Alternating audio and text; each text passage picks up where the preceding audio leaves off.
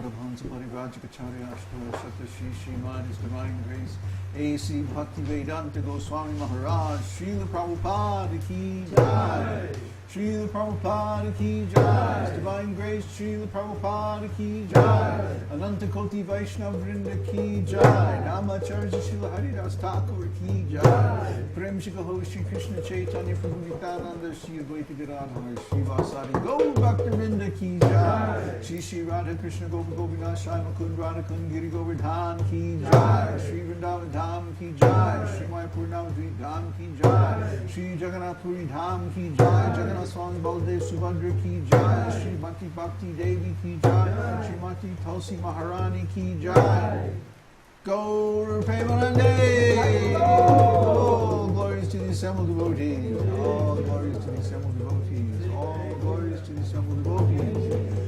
All glories to Shri Shri Guru Gauranga. All glories to Srila Prabhupada. Harinam Sankirtan Ki Jai. All glories to Bhagavad-gītā. Vishnu Padai Krishna Prasthai Srimati Bhakti Vedānta Swami Namaste Saraswati Devi Gauravani Acharya Nirvishesha Shunyavadi Pascharti Deshatari. Hare Krishna. Sweet, sweet, holy name, Ki Jai.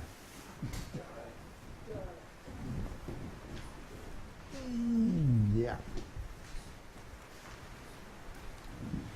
Well, our little talk about consciousness kind of sparked a nice discussion on the forum. So maybe we should talk a little bit about that before we go into Vishnu Sahasranam and Nectar of Devotion, all that stuff.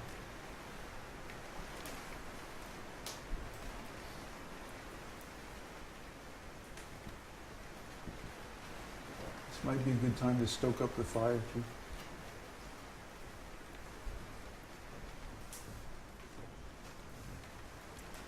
Grab a mic.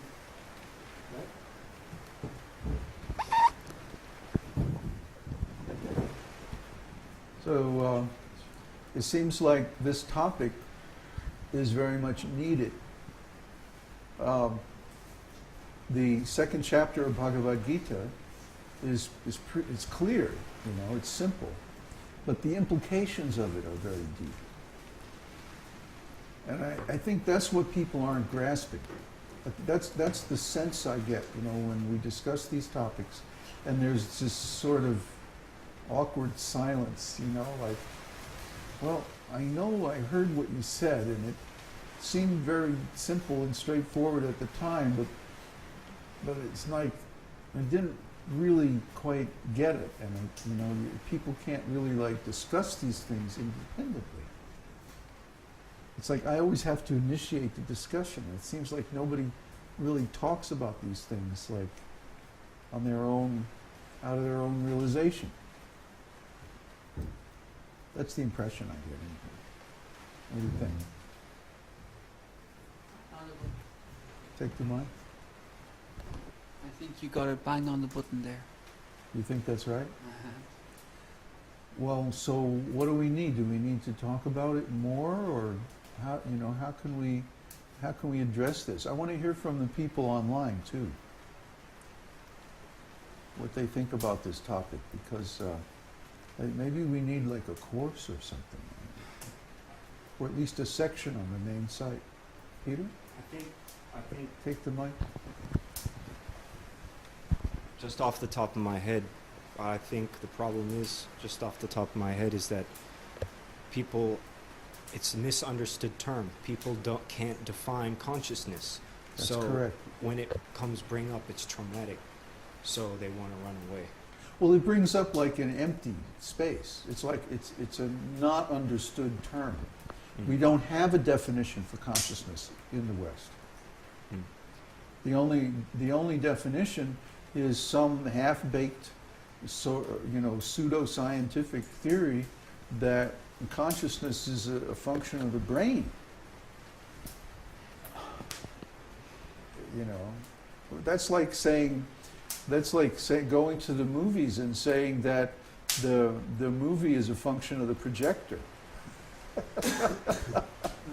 No, there's a whole studio, and there's a producer, and there's actors and people, you know, a whole bunch of people behind it. So what they're missing is that when we say consciousness, we say that in the context of the transcendental nature of the living entity.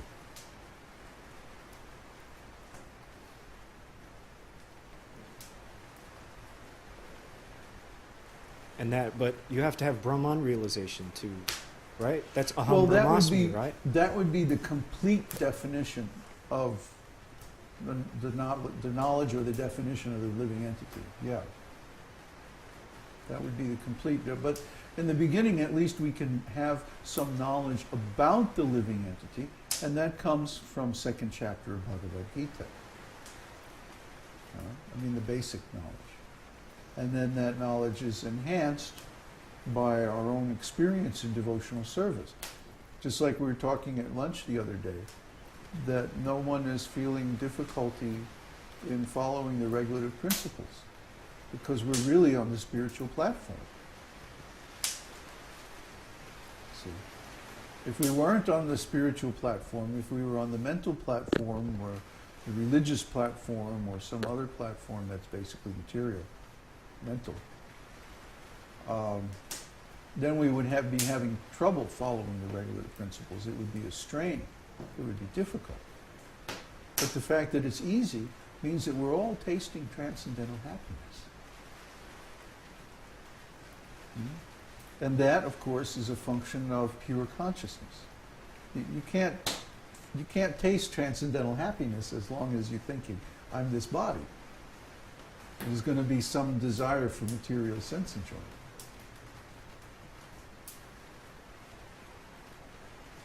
So what I'm trying to understand, see, from my point of view, it's very difficult to figure out why people can't understand this or why people can't conceive of this just by reading Bhagavad-gītā. This is what went wrong. See, Prabhupada came, he translated Bhagavad-gītā, he presented Bhagavad-gītā very nicely, and 98% of his disciples didn't get it. I mean, to the extent that when Prabhupada was near the end of his life, 2 months, 3 months before he left his body, he was still preaching on second chapter of Bhagavad-gītā, you're not your body. They didn't get it. They didn't get it. By the time I reach that stage, I want to be preaching on very, very exalted topics and having the students understand it nicely. You see? I want to prepare the ground now for an advanced understanding of devotional service in the future. So I want everybody to understand this point of what is consciousness very, very thoroughly, very deeply, so that we can move on. I don't want to be going over this again and again and again. I want everybody to get it. And I want to leave behind some kind of course or some kind of like a series of articles or something that will enable other people to get it. So what I need to know from you is like, what's missing? What is the confusion? Where do you feel that you get lost?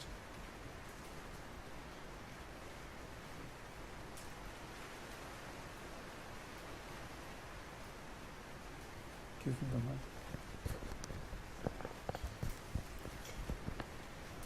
I think a lot of the disconnect between listening to you saying it and our understanding is that we aren't able to replicate your experience of